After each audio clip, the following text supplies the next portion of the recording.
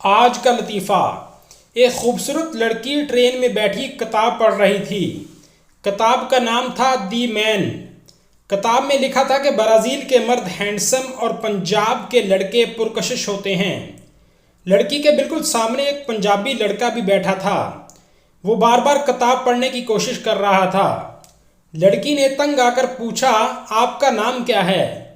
पंजाबी फौरन बोला, रोनाल्डो गुज्जर। आज का दूसरा लतीफ़ा। एक औरत अपनी पड़ोसन को कह रही थी कि तुझे मालूम है कि मेरे 20 साल तक कोई औलाद नहीं हुई। पड़ोसन हैरानी से, फिर तूने क्या किया? औरत, फिर मैं 21 साल की हुई तो मेरे पापा ने मेरी शादी कर दी, फिर जाके मुन्ना हुआ।